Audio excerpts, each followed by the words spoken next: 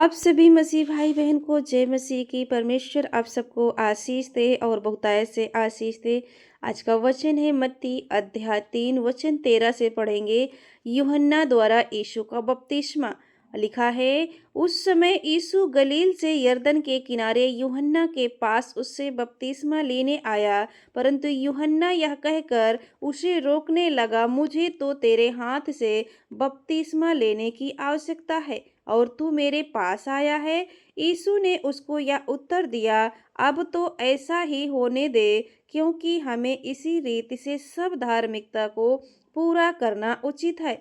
तब उसने उसकी बात मान ली और यीशु बपतिस्मा लेकर तुरंत पानी में से ऊपर आया और देखो उसके लिए आकाश खुल गया और उसने परमेश्वर के आत्मा को कबूतर के समान उतरते और अपने ऊपर आते देखा। और देखो, यह आकाशवाणी हुई, यह मेरा प्रिय पुत्र है जिससे मैं अत्यंत प्रसन्न हूँ। प्रभु यीशु मसीह की परीक्षा। जब तब आत्मा यीशु को जंगल में ले गया ताकि इब्लीस से उसकी परीक्षा हो। वह 40 दिन और 40 रात निराहार रहा। तब उसे भूख लगी। तब परखने वाले ने पास आकर उससे कहा, यदि तू परमेश्वर का पुत्र है तो कह दे कि ये पत्थर रोटियां बन जाए।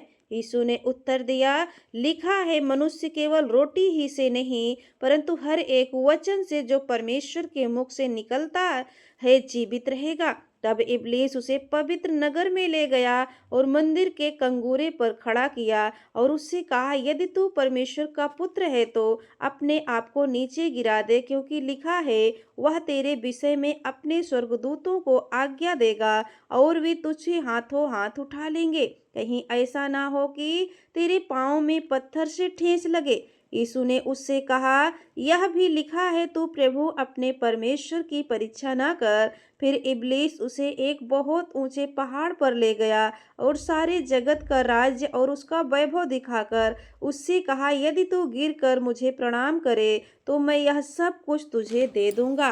तब यीशु ने उससे कहा, हे शैतान, दूर हो जा, क्योंकि लिखा है, तू प्रभु अपने परमेश्वर को प्रणाम कर और केवल उसी की उपासना कर। तब शैतान उसके पास से चला गया और देखो, स्वर्गदूत आकर उसकी सेवा करने लगे। आमीन, हालेलुया। तो यदि आपको भी शैतान कहता है तो आप भी वचन के द्वारा शैतान को डांटे, शैतान को वचन के द्वारा अपने जीवन से, अपने मुंह से अंगीकार करके अपने जीवन से उसे दूर करें यीशु के नाम से। जैसे प्रभु ने अपने जीवन से, यीशु मसीह ने शैतान को डांटा और जब वो डांटा तो वहां से चला गया और स्वर्गदूत आकर उसकी सेवा करने लगे। उसी प्रकार जब आप वचन को बोलेंगे तो समस्या आपसे दूर होगी, परमेश्वर आपके साथ रहेंगे। आमीन। यदि वचन पर विश्वास है तो जरूर रिसीव करें। प्रभु आप सबको आशीष दे।